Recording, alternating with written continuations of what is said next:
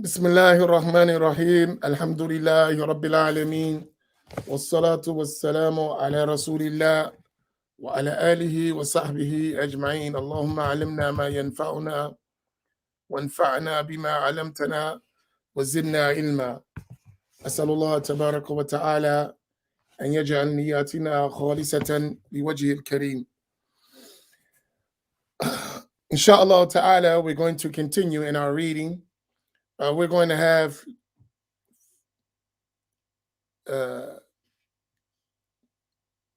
15 minutes or 10 minutes of reading, and then we're going to have review. So we're going to read as much as we can in the next 15 minutes rather, and then we're going to review some cases, inshallah. So we're on page 89. Bismillahir Rahmanir Rahim. Let us begin. Bismillahir Rahmanir Rahim. Alhamdulillahi Rabbil Alameen. Wa salatu wa salamu ala Rasulullah. The author, may Allah Ta'ala have mercy upon him, said, analyzing the phrase, he is neither pre-eternal nor temporal. There is no need to speak at great length to clarify this statement. Pre-eternality is the contrary of temporality. So cannot be said that Allah Ta'ala is pre-eternal and temporal, just as it cannot be said that he is neither pre-eternal nor temporal. Instead, he is either pre-eternal or temporal, and Allah Ta'ala is undoubtedly pre-eternal. Here, meaning qadim or hadith, right? Allah cannot be qadim without a beginning and hadith, a created event. So it's either one or the other.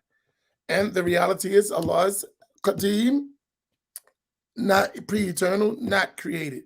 As Al-Habib Abdullah bin Hussein bin Tahir said, وَهُوَ الْقَدِيمُ وَمَا سِوَاهُ حَادِث. He is Al-Qadim, the one who has no beginning, and everything other than him is hadith, is a created event. As the Prophet ﷺ said, كَانَ اللَّهُ وَلَمْ يَكُنْ شَيْءٌ غَيْرُهُ. Allah existed eternally, and there was nothing else. Now, this phrase revolves around two contraries that are not equivalent to inside and outside, the latter revolving instead around descriptive qualities conditioned on corporeality. This should be clear. Therefore, the falsehood of the statement, he is neither pre-eternal nor temporal, in no way implies the falsehood of the statement, he is neither inside the world nor outside of it. Analyzing the statement, he neither precedes the world nor is he contemporaneous with it. The term precede could refer to time, or it could refer to existence. For time, we can say Zayd precedes, i.e., came before Amr. It is known that Allah subhanahu wa ta'ala is not subject to the passage of time, as time comes from movement and change, and Allah ta'ala is not subject to either. It is impossible that Allah ta'ala be described with temporal precedence, so it is incorrect to say that Allah ta'ala came before the world temporally. By the same token, it cannot be said that Allah Ta'ala is contemporaneous with the world, because it too, being temporal, is negated from Allah Ta'ala and thus false. So here, what we should understand of the creed of Ahl Sunnah is that the existence of Allah has no relation to time, right? Just as the existence of Allah has no relation to place, it has no relation to time, right? So time is related to created things, not to the creator. Time is related to things that come from non-existence into existence, not to the one who has no beginning to his existence. So Allah subhanahu wa ta'ala existed before time and before place, without time and without place. Time is a creation, and so is place is a creation. Is this issue clear? It's very important that you understand that. The existence of Allah does not relate to time or place. Allah existed before time and place. Time and place are creations.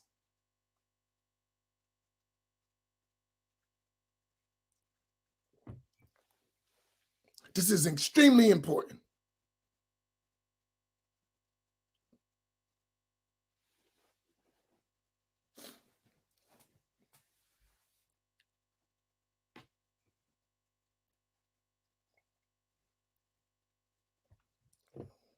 So when we say al-azal, al-azal,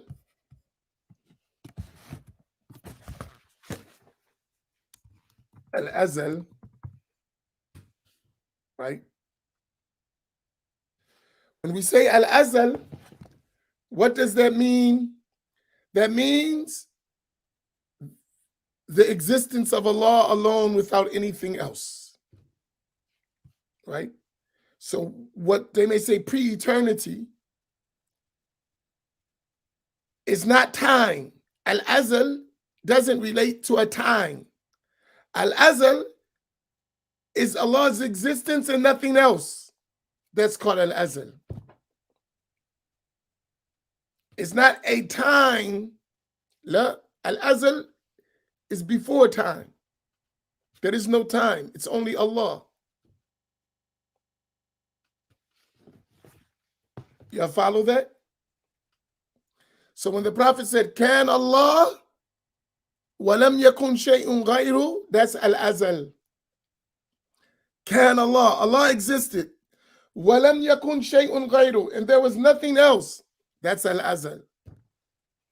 You cannot imagine the existence of Allah because that's his reality, and no one knows the reality of Allah except Allah. That's where the mind stops. The imaginations cannot reach that. Is this clear? If you understand this, it's much easier to understand at-Tawheed. If you don't understand this, you'll never understand at-Tawheed. That's why Junayd al-Baghdadi, he said, at-Tawheedu ifradul qadimi min al-muhdath. At-Tawheed, the oneness of Allah, is to distinguish al-Qadim from the one who has no beginning, from al-Muhdath, the created event. Whoever doesn't understand this will never understand Tawheed. Naam, go ahead. As for Allah Ta'ala preceding the world, in the sense that He existed before it, we must affirm that and we cannot negate it. We say, Allah Ta'ala's existence precedes the existence of the world.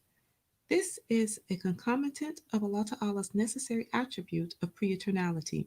Additionally, there is no harm in saying that Allah Ta'ala's existence is contemporaneous with the existence of creation. Just as Allah Ta'ala existed before the creation of the world, He exists after its creation too. It is therefore necessary for us to say with respect to Allah Ta'ala that His existence precedes the existence of the world, and that the world, in its contingency, is contemporaneous with Allah Ta'ala's existence.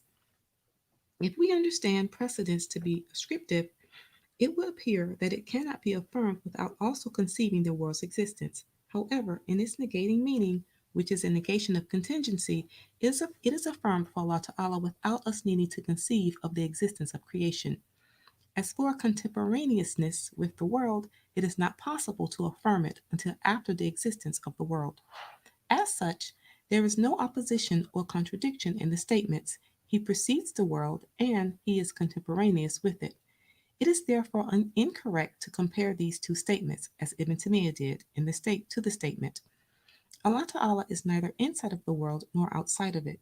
These two statements, if we intend precedence from the contemporaneousness with existence by them, are affirmed with the existence of the world, and they do not imply anything forbidden. On the other hand, if we intend temporal precedence, as in coming before, then we cannot affirm it. As for negating both statements, if precedence is taken to mean a negating ascription, then it would be applicable before the existence of the world. As for negating contemporaneousness, that would also be affirmed before the existence of the world. We only allow it under the assumption that the world does not exist, because before the world's existence, there was no external link between Allah Ta'ala and the world, in which case both would be negated because the subject, the world, is non existent. In this sense, there is no problem with the statement, but given the existence of the world, both are affirmed together. Thus, as you can see, Ibn Taymiyyah's unconditional rejection of the statement, he neither precedes the world nor is contemporaneous with it, is false. This is a clear example of the fallacious reasoning Ibn Taymiyyah would resort to. If we wanted to analyze all the fallacies he fell into, multiple volumes would not be enough. They are so numerous that we would need to dedicate a large portion of our lifetime to record them. What we can do instead is bring attention to some key examples, by which the others may be understood. Allah Ta'ala is the giver of success. Okay. The fallacies in Ibn Taymiyyah's discourse on this principle have up to now been mostly clarified. What remains for us to refute, what remains for us is to refute what he said at the conclusion of his discussion on it, where he spoke about boundaries and related matters. He said, as well as those who imitated them, who said, he is neither inside nor outside of the world. It is said, according to the intellect, this is clearly impossible and no different from saying that he is neither pre eternal nor temporal, neither necessary nor possible, neither self subsistent nor dependent upon another. If this is said, they will reply, that is only if such a thing is receptive to those qualities, but only something that is bounded is receptive to them. But if boundedness is negated, receptiveness to these contraries is also negated. It is said to them in response, all of creation knows that it is impossible to be free of both of these contraries at the same time. This is a universal knowledge that has no exception to it in existence. If by boundedness is meant that the existent boundaries encompass him, Allah Ta'ala, then that is the meaning of being inside the world.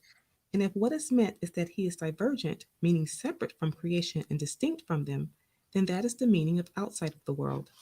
Therefore, if it is said that the phrase, he is not bounded, means he is neither inside of the world nor outside of it, then they have altered the meaning of the phrase in order to mislead those who do not understand the reality of their statement and give them the impression that their latter statement is another way of expressing the former, even though its falsity is known clearly by the intellect, just as others did when they said, he is neither living nor dead, neither existent nor non existent, neither knowing nor unknowing.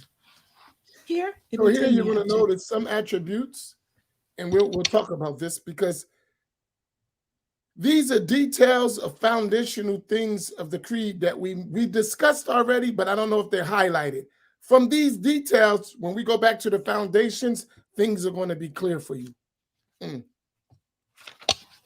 Here, Ibn Taymiyyah objected to the statement, he is neither inside nor outside of the world, by citing phrases we have already analyzed, such as the saying, he is neither self subsistent nor dependent. As for his example, he is neither pre eternal nor temporal, it is an incorrect expression, and none of the people of knowledge profess it. Likewise, with regard to the statement, he is neither necessary nor possible.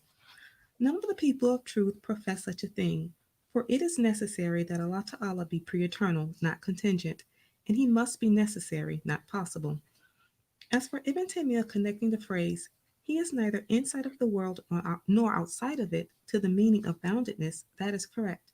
We explained that earlier when we said that his statement is correct in the eyes of the one who negates boundedness from Allah Ta'ala, and that anyone or anything that is bounded must be described with either being inside or outside. Ibn Taymiyyah chose the latter. Affirming outside is a proof that one affirms boundaries, as Ibn Taymiyyah did.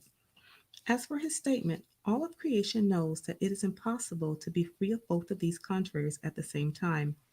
It is unquestionably false, because we know that inside and outside in this context are not contraries. Rather, they can only be affirmed for someone or something that is described with boundedness. Ibn Taymiyyah affirmed boundedness in the sense that Allah Ta'ala has a particular size and fixed dimensions, which is the basis of his having affirmed a direction and limit for him. However, he denied boundedness insofar as it means that Allah Ta'ala is encompassed by something of his creation, which according to him is impossible because Allah Ta'ala is larger than his creation. Thus, he encompasses them and they do not encompass him. Pay close attention to how Ibn Taymiyyah explained boundedness to mean distinction and imposed on it the meaning of being outside. He did that because he interpreted distinction as separation with limits, and we have already explained, this is a false meaning. There is no one from Ahl Sunnah who says that Allah Ta'ala is neither inside the world nor outside of it because they want to avoid explicitly affirming boundedness. Rather, they constantly and forthrightly negate boundaries and boundedness. Moreover, because they negate boundaries and boundedness, they see it necessary to say that Allah Ta'ala is neither inside of the world nor outside of it. They openly say this and do not merely insinuate it, since what is appropriate in theology is detail, not ambiguity. Principle 2. Okay, There stop is there. to be Inshallah, we'll stop there. Wa sallallahu ala Sayyidina Muhammad wa ala alihi wa sahbihi ajma'in. Okay, yeah, stop there, inshallah. We'll continue there for tomorrow, inshallah. May Allah reward you. Barakallahu fiki. So here we want to settle some quick points.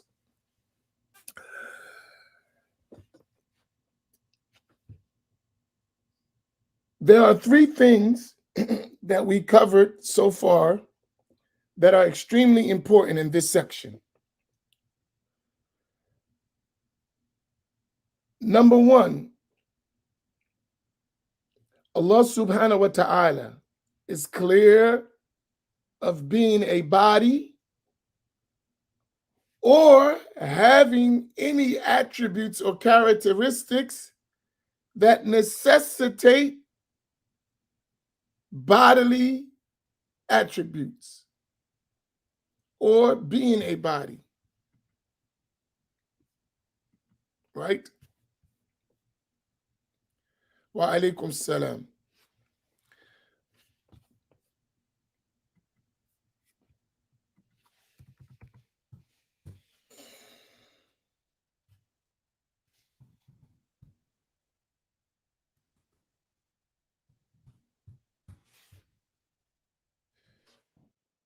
So we negate being a body, and having attributes that necessitate being a body. So Ibn Taymiyyah, he didn't explicitly say that Allah is a body. He didn't say that. But how he described Allah subhanahu wa ta'ala necessitate the one who has that description with being a body. Is this clear?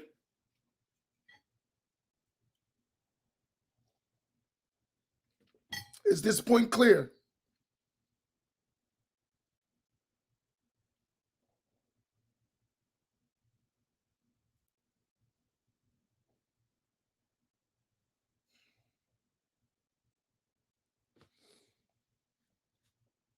All right.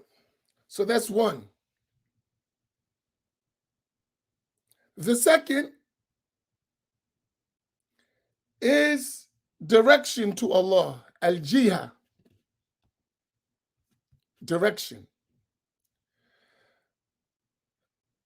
The way Ibn Taymiyyah, and he affirms a direction, which is the direction of above for Allah subhanahu wa ta'ala.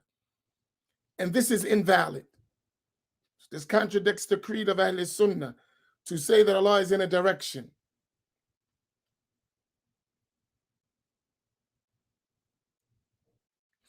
And the third point is al-had, is a limit or a boundary for Allah subhanahu wa ta'ala. So these three aspects are negated by Ahl Sunnati wal Jama'ah, meaning the Asha'ira wal Maturidiyah. To say that Allah is a body or describe him with attributes that only apply to bodies, that's negated. Number two, direction,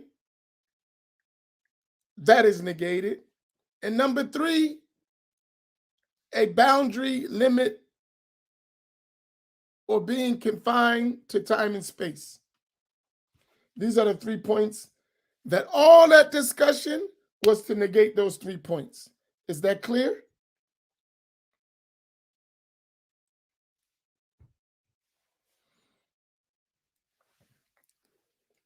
Because now we're going on to another principle. So all of the talk of Ibn Taymiyyah about not being outside of the world, right? And what is applied to the attributes, one attribute is given to another attribute. What is applied to the attribute is applied to the self. All of that was to say that Allah is a body who's in a direction and contained in limits. And all of that is negated by Ahl Sunnati wal Jama'ah. I hope these opposites are extremely clear. So here's their belief, and this is the belief of Ahl Sunnah. Now remember,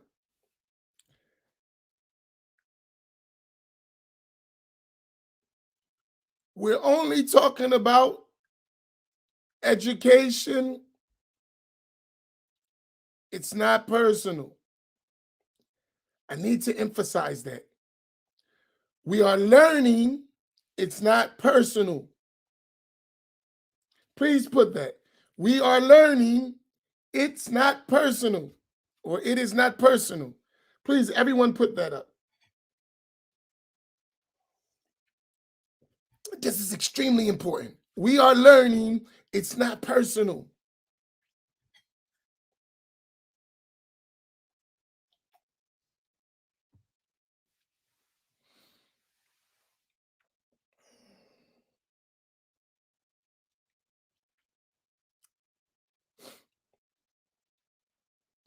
Please put it up. This is extremely important. Why do I say that? Because if you take it personal, you're not going to learn. Your emotions will overpower your intellect. If you take it personal, you won't learn. Your emotions will overpower your intellect. Let me give you an analogy. Usually, when you get angry or you are hurt, you stop listening. Do we find that's the norm? When someone is angry or they feel hurt personally, they stop listening. Is that common? From experience, is that common? No matter what, if you get angry, if you get emotional, you usually are going to stop listening. Or your listening is going to be clouded by your anger and your emotion. It's normal. It's the human being.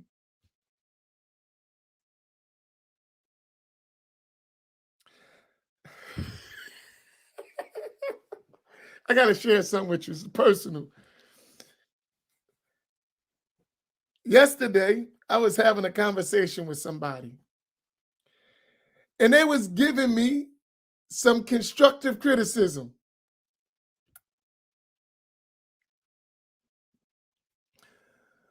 What they were saying was true. But because what they were saying, I took personal, it took me a while to bring myself to actually listen to what they were saying because I took it personal. And inside, I was on fire. And I was like, why are you upset? For real, I was flaming. And the advice was good advice, right? But I wasn't listening to the advice. I was taking what was being said personal. I was on fire. I'll tell you, I was hot, right? And my emotion was weighing out everything the person was saying. And they were right. I was smoking. You know, I was hot. I'm serious. I was hot. I was hot because I took it personal and I was insulted. But it wasn't even about me. It wasn't about me at all. Period. Right? Even though I was a part of it, but the point had nothing to do with me per se. But man, was I smoking. Oh my goodness. I'm laughing now. I wasn't laughing at the moment. I was hot. Right? But I brought myself down and got the point during the conversation. So, but I realized it. Man, the emotions were going off. Don't do that, right? Control yourself. It's not personal. Get the point. Don't take it personal. Because once you take it personal, you're not even going to listen to the point. I'll be honest, you're not going to listen to the point.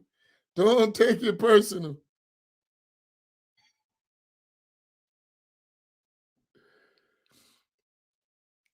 Yeah, I know. That's why you can't take it personal, right? You'll get better. You'll get better when you start taking things personal. Even if it's personal, just look for the benefit. What doesn't apply, let it fly. But look for the benefit. Stop getting so upset so quickly, right? Even if someone attacks your beliefs, fine.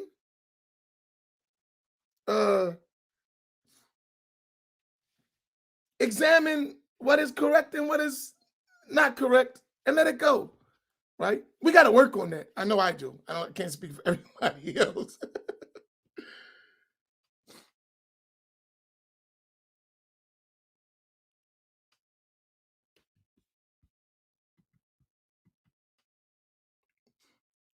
Do you think the reason why you took it personal was your intentions that may have been set for that conversation?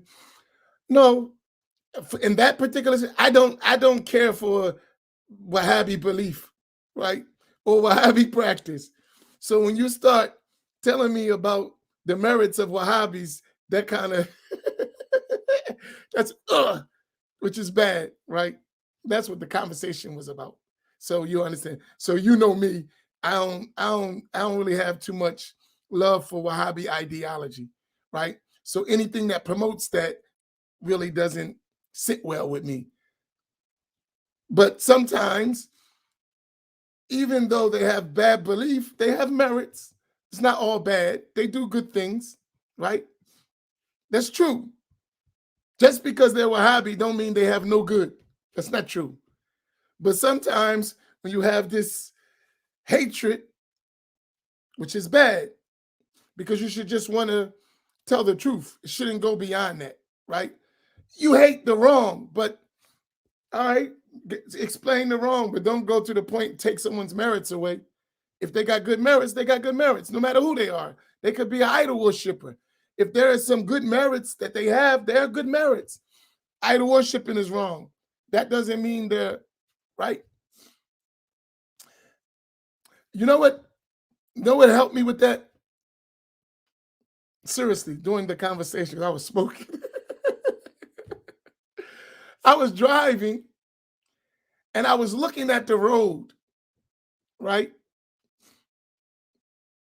And I was thinking about the road, and you know, roads, some highways are designed nice, right? And I was like, I said, non-Muslims built this road. Some of them were idol worshipers, some of them were Christians, some may have been Jews, right? But we're benefiting from the road. We don't say the road is bad because they were non-Muslim. We accept and we enjoy it and we ride it and we benefit. So despite their bad belief, they did a good thing and we all benefit from it, right? I said, so likewise in that case. And that calmed me down.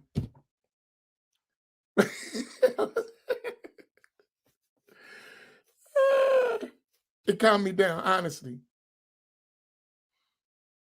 It brought me way down. I was like, mashallah. See, but it was just a highway.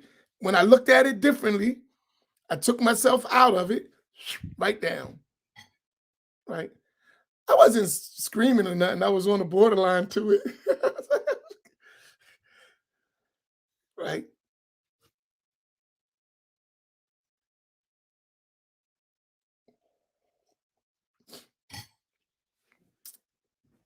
And, you know, so I said to take it, I went off. As Sheikh Wadid said, I diverge, but it's all relevant. My point here is when we're talking about these issues, don't take it personal. Because if you start taking it personal, you're not going to listen, right? So even though the truth may be right there, because you took it personal, you may miss it. Not because you can't see the truth, it's because you took it personal. And now you got emotional and you shut down your faculties of intellect and listening. You follow?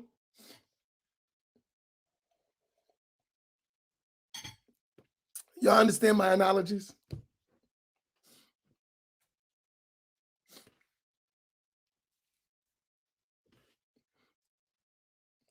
And that takes training, though, working on yourself, right?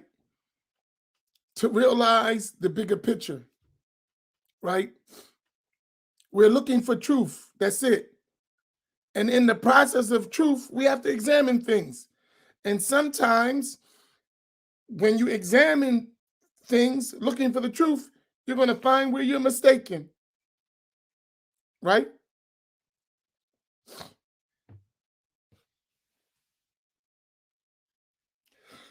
You guys are crazy. No, seriously.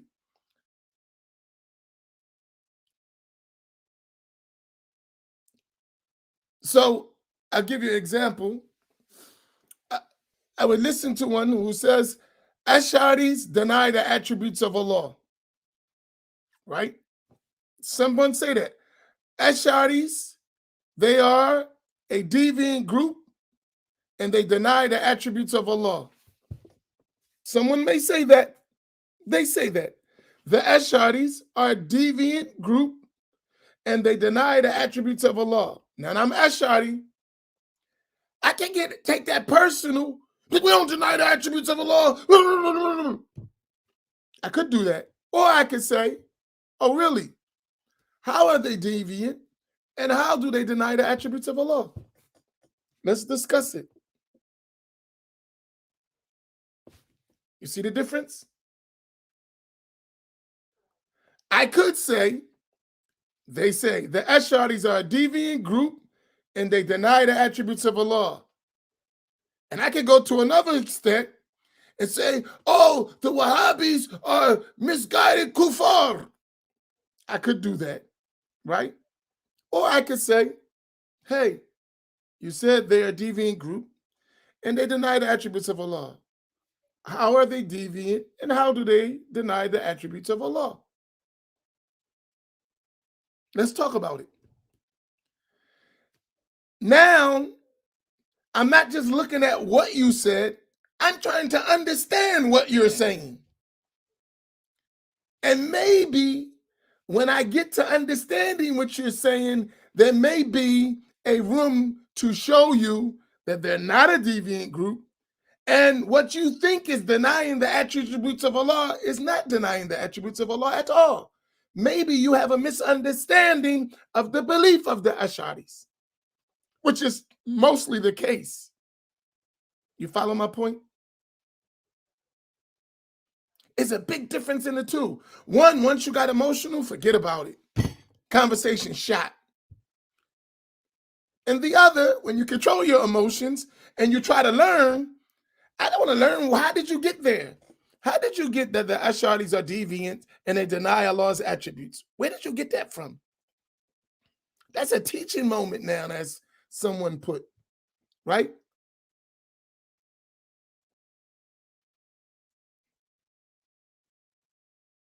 Right? Don't get angry. For what? We're going to learn. We're going to benefit. We're going to examine. And then we'll see what is correct and what is wrong. Right? That's it. And then once we understand, now we can make proper decisions.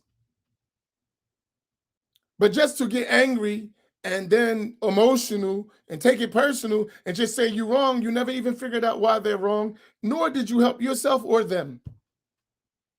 Because you just discounted them when you might have had a way to teach them. And then from you would have learned why someone thinks that. And they may have a legitimate reason why they got there. They may be sadly mistaken, but it's a legitimate reason why they got there. It has nothing to do with you. It's not personal. I'm not attacking you. This is what I've taught. This is what I learned. So this is what I believe. I didn't have other information. Right? A lot of people who say I'm Salafi, many people, they only believe they're Salafi because they think they're following the Salaf. That's why. They think that being Salafi, just having that name, actually means that you follow the Salaf. They believe that because that's what they've been told. They don't even know who the Salaf is, but they believe as long as I'm Salafi, I'm following the Salaf. Right, wrong, or indifferent, that's what they believe. So now, if you had a conversation with such a person, say, this is from the Salaf, this is from the Salaf, and it's different from what you said, they may look at it totally differently. Right? But if you don't have that conversation, you're not open to share, then you'll never get there. It just be an emotional fight. Don't be emotional. Right? Do y'all follow my last points? So that's how we're dealing with Ibn Taymiyyah. We're just dealing with the ideas. That's it. Not personal.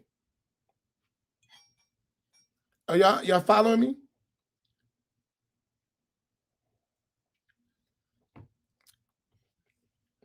All right, we'll stop there. Any quick questions, please feel free. So remember those 3 points that we discussed.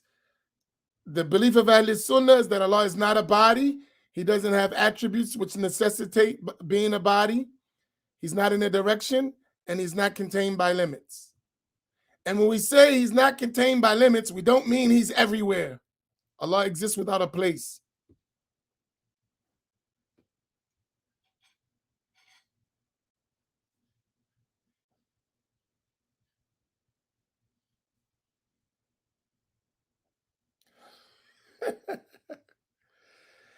Scud Mitchell fired.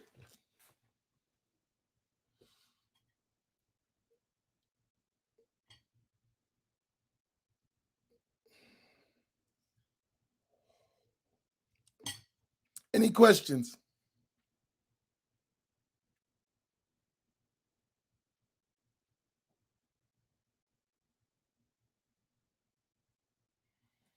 No questions. We good? I can get out of here. I remind you of the 3453 show with Sister Fatima, Sister Khadijah, and I forget the other brother's name. I think his name is Sean, isn't it? Or am I mistaken? I don't know. At 4 o'clock, please support them. They are trying to do some good work and deal with issues that we may not touch. Where's Uncle Farouk? What question? I don't see his question. Farouk's question, I might not have enough intellectual ability to handle all his questions. Where is his question at? I don't see a question. Do you see Farouk's question?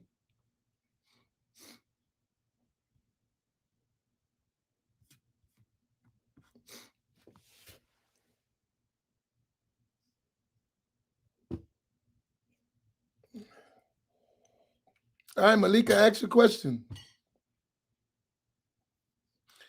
Nah, sometimes for me, so you understand, when you give me a question, if I don't answer it immediately, within 5 minutes it's gone because the way my screen works, it doesn't hold all of the posts. I'm not on Facebook or YouTube. I'm on a whole nother platform. So you have to put it up. So if I don't answer and there's a question and I miss it, you got to put it up because I don't even see it anymore.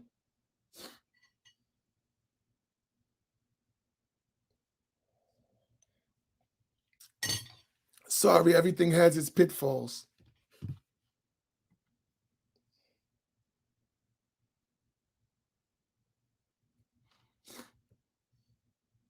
Could you repeat? Did you say Ibn Taymiyyah didn't say Allah has a body, but he uses attributes that say he has a body? Yes.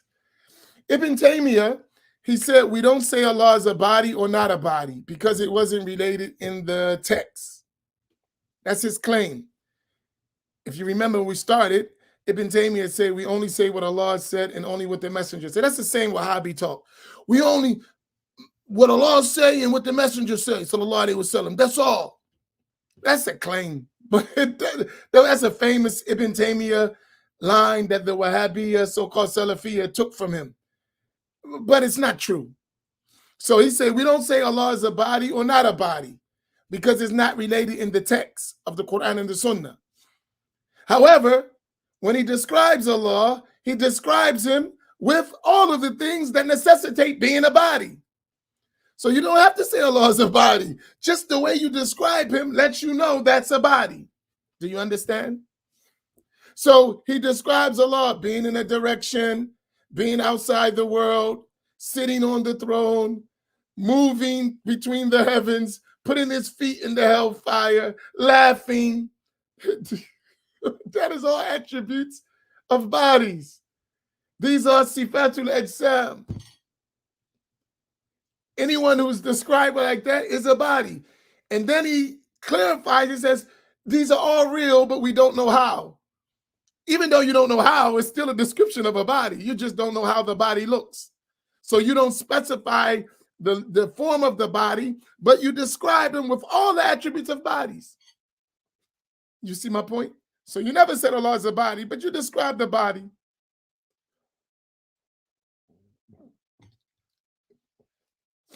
You understand? And then you say it's literal. So Allah is a body, but just don't imagine the body. And they could say that without saying Allah is a body. They just describe the body.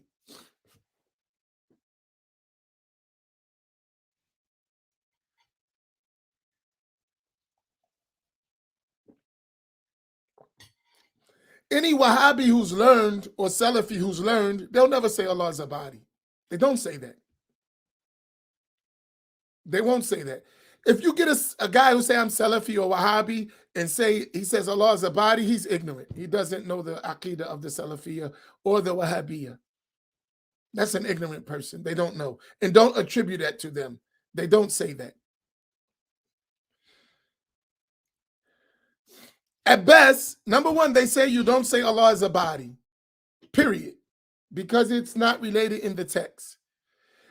What they will say, if you mean by body this is negated. If you mean by body this is acceptable, but don't say Allah is a body.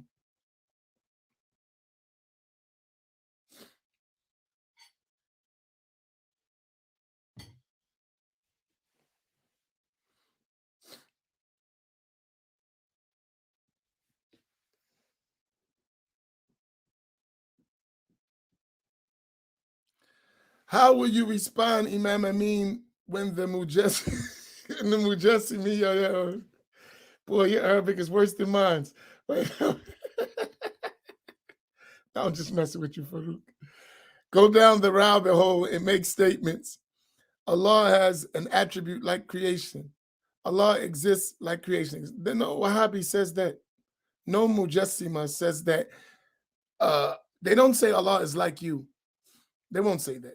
So I don't, the one who says that, I would say they don't understand what the Salafis say. They don't say that. So whoever would say that, I would tell them you misunderstand what you claim to follow. Because they don't say that. We have to be fair. Like, it doesn't help us to fabricate on people. So because we don't like the Wahhabi doctrine, we can't lie on them. They don't say that. Do you understand my point? They're wrong, but don't make up stuff. They don't say that. No Wahhabi says that Allah is like his creation. No one says that.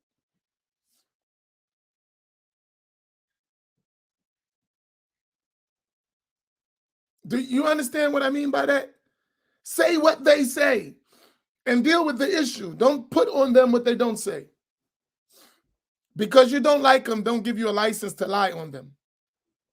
Or because you disagree with them, don't give you a license to fabricate on them.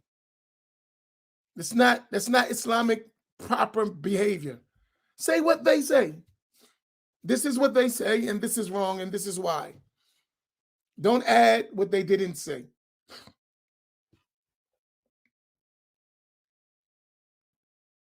So if someone is saying, something that's not permissible, it's not permissible. They don't say that.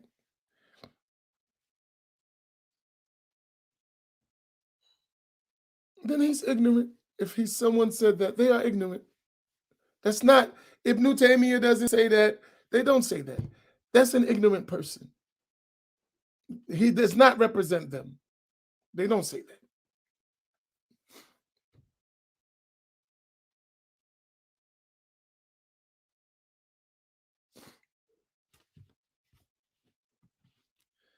Isa, I already defeated him. If he wants a rematch, the purse for me needs to be doubled. That's it. Now you his manager, you negotiate the proper price for me. I'm not keep going fighting amateur for low prices.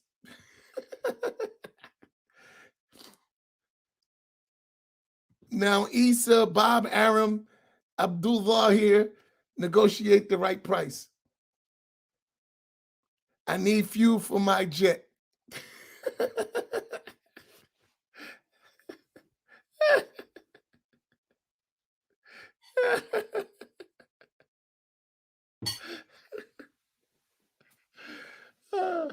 I love y'all. We got to have fun. That's what makes us Post-Fajr Reflection, 3453 family.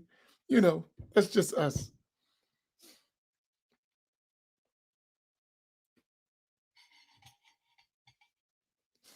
Okay.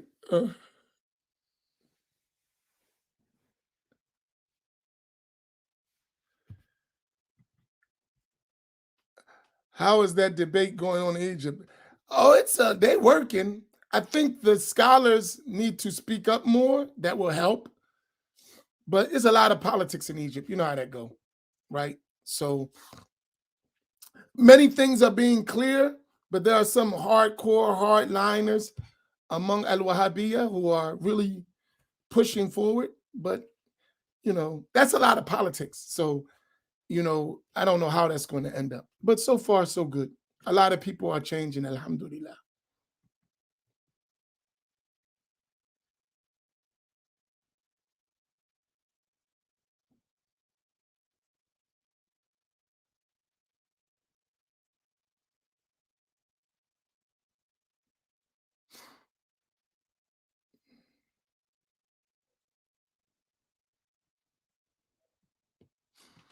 Yeah, I don't know what to do with that. Habibi, I don't listen to most of these people today.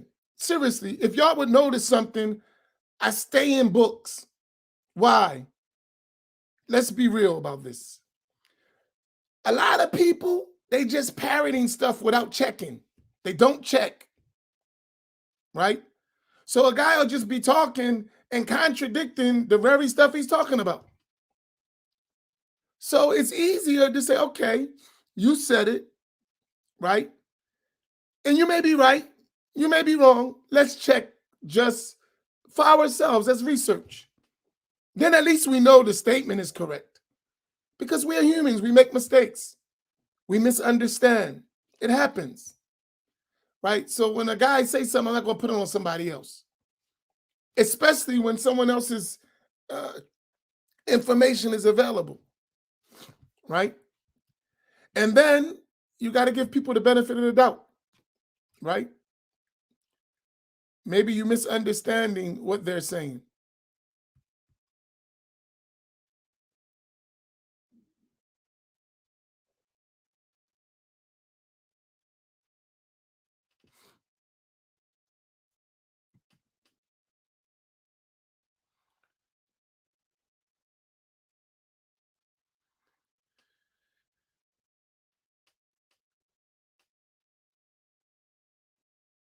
Tell you, all right, I got to go. I got a busy day today.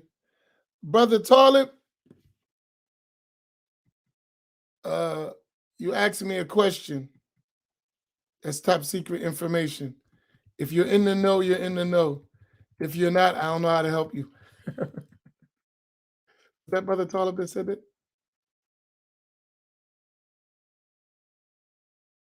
Yeah, Brother Talib, that's secret information. If you're in the know, you're in the know. If not, stick around. You'll be in the know.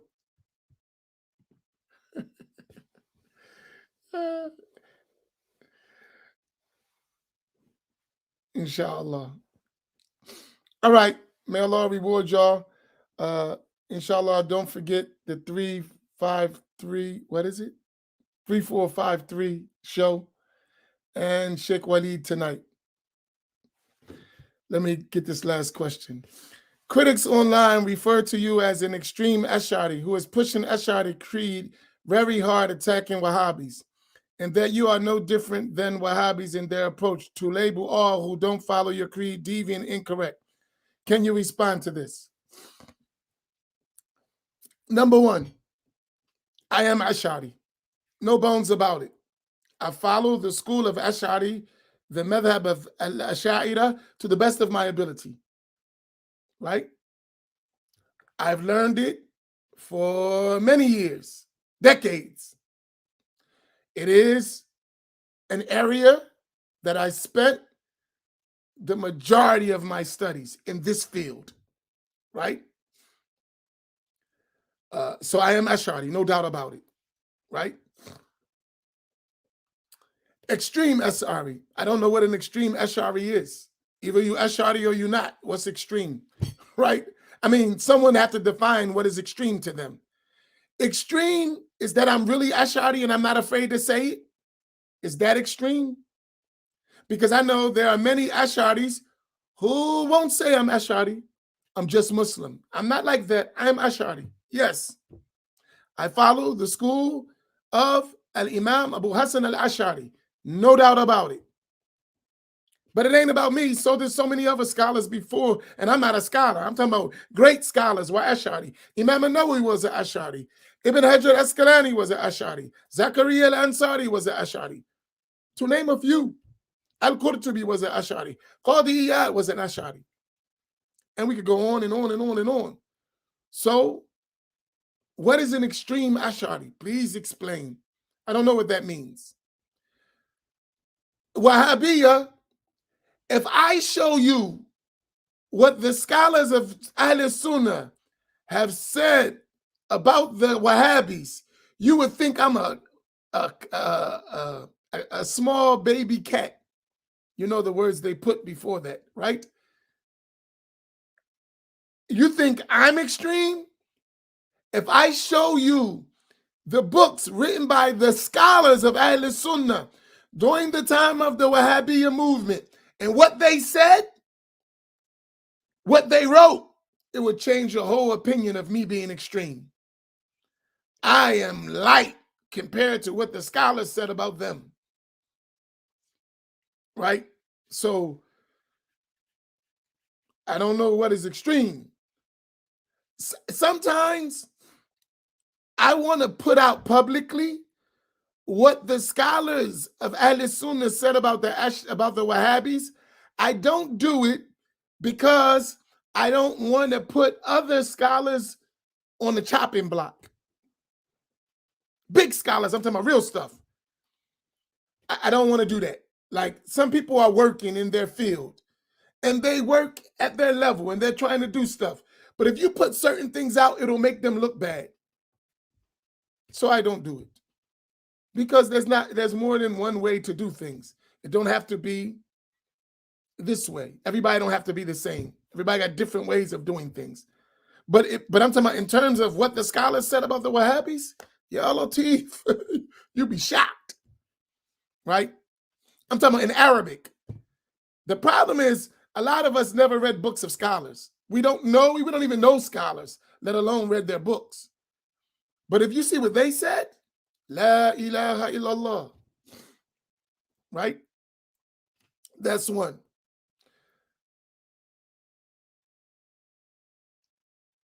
you are no different than the Wahhabis in their approach to label all who don't follow your creed deviant, incorrect. That's not true. Either you follow the truth or you don't. That has nothing to do with me and my creed. I don't have a creed. I just told you I'm Ash'ari. I don't have a creed. It's not Al-Aqidatul Aminiyah. That's not what it's called. It's the creed of Al-Ash'ira, not Amin's creed. I don't have a creed, right? So either you following the creed of Ahl Sunnah or you not. That's it. I don't have a gray line in there, no blurry line. Either you Ahl Sunnah or you not, period. I'm not a politician. I'm not about to negotiate Islamic creed. I'm not going to do that. Either your creed is valid or invalid. Either it is the correct belief, it's innovation that's wrong to follow, or it's kufr. One or the other. It's no other option. Either the creed is a valid creed, it's innovated, and it's wrong, but it doesn't lead to disbelief, or it's kufr, or it's disbelief. One of the three. It's no other way to interpret it. Either your belief is the valid belief that we're supposed to believe as Muslims, or you have innovations in creed that don't take you outside of Islam. They're wrong. And it's sinful to believe it, but it's not disbelief. That's a second possibility. Then there's a third one that belief is kufr, it's disbelief, period. There's no other option. There's only three. It's either the proper creed, an innovative creed that you must get rid of, and you're sinful for holding it, but you're still a Muslim, or it's kufr and you're not a Muslim. There's no other way about it. Is that clear, Hussein? There's no other way around it. You can't. Too many people have become politicians. I'm not a politician. I'm not. I'm not. And I'm not going to become one. I'm not a politician. I didn't go learn politics. I went to learn the deen, not politics. So most people, they don't like someone who's not a politician. I'm not a politician. I don't do it. Period. So that's how I would respond to that. Now, anyone who calls me an extreme Ash'ari, I'm willing to find out what is an extreme Ash'ari. Tell me what is an extreme Ash'ari, right? And whatever creed I hold, I will show you scholars who hold the same creed in their books. I don't have a creed of my own. So whatever I say about the creed, I will show you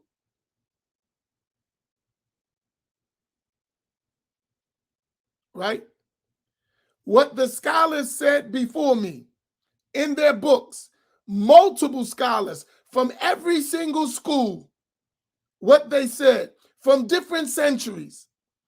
And then if I'm extreme, then all of us are extreme, right? I'm not a guy who just make up stuff. That doesn't mean I don't make mistakes. I make mistakes, but not those big mistakes. I'm not going to make those big mistakes, inshallah. So if I'm extreme, then the scholars are extreme. Then our whole thing is extreme, right? So what is extreme? That needs to be defined.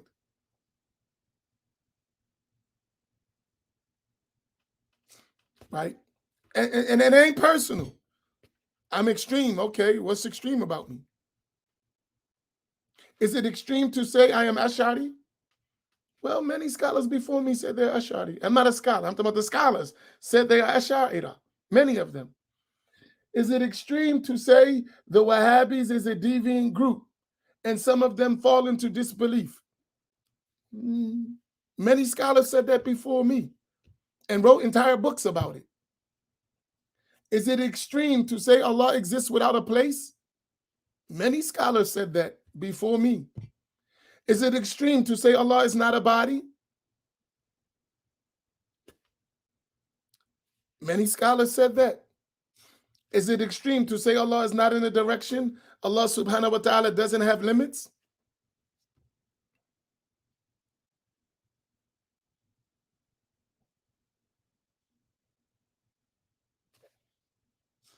What's extreme?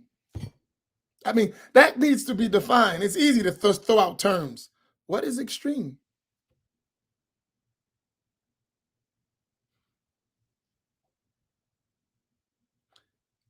And what is moderate? Moderate is don't say anything. Just be quiet. Let the Wahhabis misguide everybody and just remain silent. Now you're moderate. La hawla wa la quwwata. I don't want to be moderate. Sorry. But no. So that's my answer. Was that sufficient, Habibi? You squeezed another 20 minutes out of me.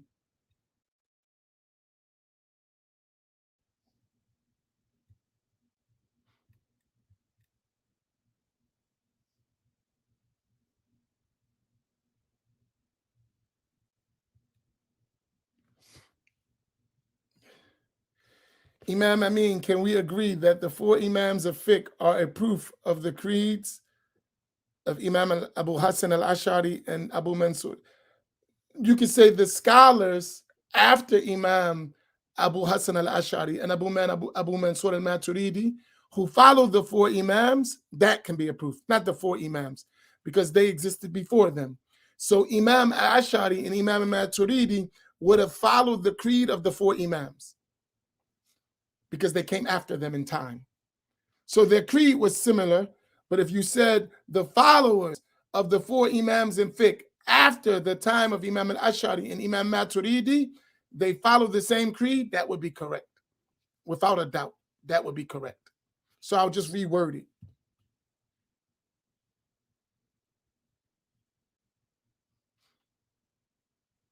Wa fikum Sayyidi.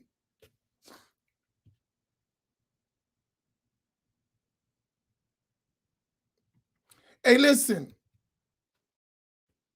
I'm telling y'all, I'm going to say this, and I'm probably get myself in trouble. Maybe I should stop. But you know me, I don't care. Right? Seriously, I don't. Not in this issue. There are many people, listen to me closely, right? There are many people who know exactly what I'm talking about. They agree with me 100%, but they have a different way of going about it. They don't disagree with me. They just figure it's a better way to do it. They don't disagree. What I'm saying, they believe the same thing. But they think they can do it a different way. And maybe they can, right? So their ideology is let's mix with the Wahhabiyya, let's deal with them, let's be nice to them, and then secretly change them from within. They believe that. Some people believe that. I disagree with them. But it ain't that they disagree with what I'm saying. They just think if we were more nice and more mixing with the Wahhabis and giving them some legitimacy and sharing platforms and doing, they think it works. Okay, do your thing. I don't agree with that. I think we should just tell the truth, explain the truth in the best way, and may Allah guide whom He wills. That's what I believe. I don't believe hiding who we are, mixing issues is a way to establish truth. But it could work. I'm not saying it can't work. Allah guides whom He wills, the way He wills. I just don't agree with it. You follow my point? So you're not going to see me on the stage with a Wahhabi without clarifying the issue of the creed. I'm not going to do it. Unless someone sneaks it on me. That has happened. They sneak it. They don't tell me that that's what's happening. Then they get mad at me when it happens and I speak about it. So don't do that to me. If you ever put me on the stage with a Wahhabi, I'm going to address the issue. Don't do it. So don't trick me. Imam Amin, come to my platform. And then when I come, you got Wahhabi next to me. I'm going to say something. Don't do that to me. Don't do your own politics and use me. I'm not a politician. Is that clear? Because people do that. They'll invite me and they won't tell me they're inviting somebody else. And then when I get there, they got both of us there. That's your politics. Don't put me in that. And then make me look like I'm the bulwark bully or something because you put me somewhere where you know I don't stand for. That's dishonest. You know I don't agree with that stuff. Why would you put me in it? You should have said, Imam, I want you to be on the stage with them. And I would have told you, that's fine with me, but we're going to discuss the issue. That's it. We don't got to fight. We don't got to argue. But I'm not going to be on the stage with someone who I know has a bad belief, and then you put us together like I approve of that. I'm not going to do it. No. Right?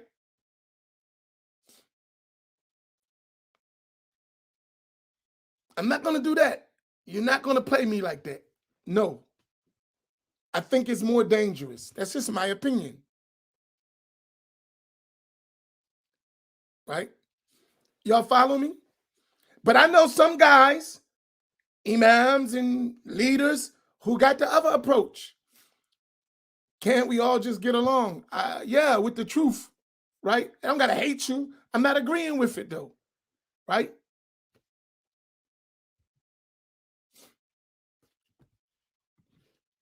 Habib, Hussein, follow me clear, Habibi.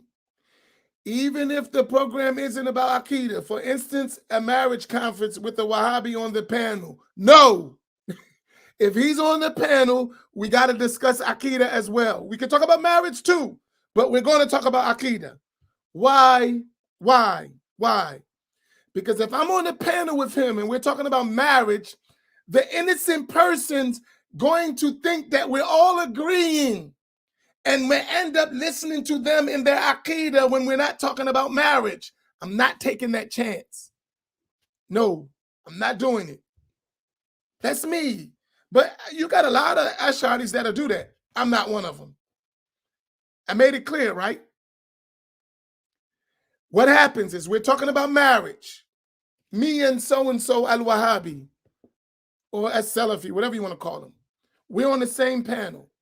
I don't mind being on a panel with them. Don't get me wrong. But at least we're going to clarify that we don't have to argue. We don't have to debate. But it's going to be clear that we differ in creed. And we don't have the same belief. And then we can talk about other issues that we may have in common. I'm cool with that. But we're not going to mix apples and oranges. I'm not doing that. No. Right? Because what will happen is if you saw me on the stage with so-and-so, the Wahhabi, you're going to think it's all the same. And then when we're off the stage, you're going to be tuning into that Wahhabi's understanding. And then you're going to possibly listen to his bad ideas. I've seen it happen. I'm not doing that. No. So if that's extreme, I'm extreme. So if that is extreme, I'm extreme. Yes. I'll share something. And I ain't going to mention names. I had a big Sunni, one of the biggest Sunnis in the country, tell me, let's work with one of the biggest Wahhabis in the country. I told him, we can work together, but we got to clarify the issue of the creed. At least that it's clear. And then we move on. He was like, why don't we just leave that out? I said, no, I'm not doing it. Count me out. And we don't got to argue. We can just clarify the issue. Everyone know there's a difference. It's clear. And then we move on. We don't have to sit around and fight. I'm not talking about arguing and debating and fighting. We just education, clarify the issue.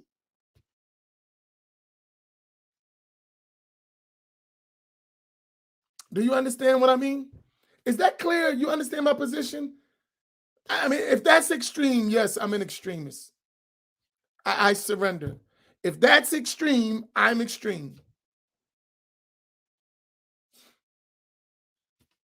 Do y'all follow me? Is my point clear?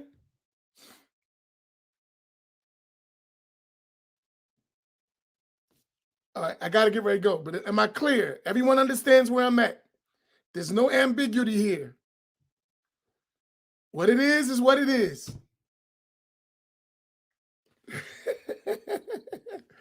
Khadijah, behave yourself.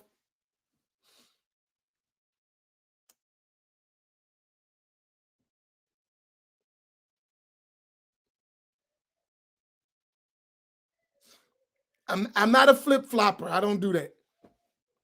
I'm not.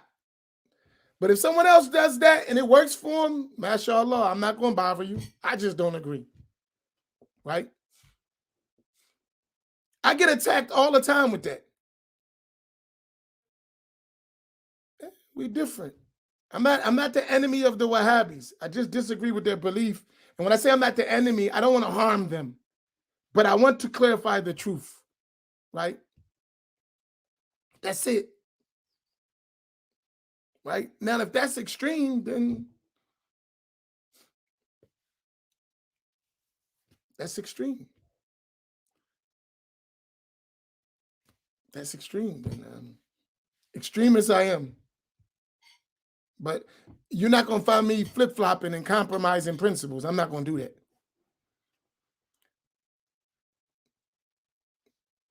And I'm telling you,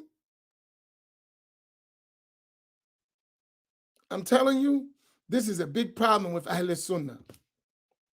This is a major problem among us. Too many of us are willing to compromise our principles. Too many of us. That, to me, is extreme.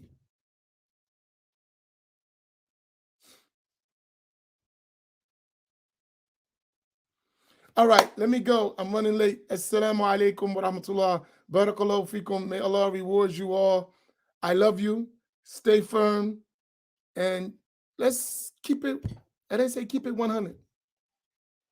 I respect you for your opinion and for your steadfastness, right? May Allah reward y'all. Assalamu alaikum wa rahmatullah.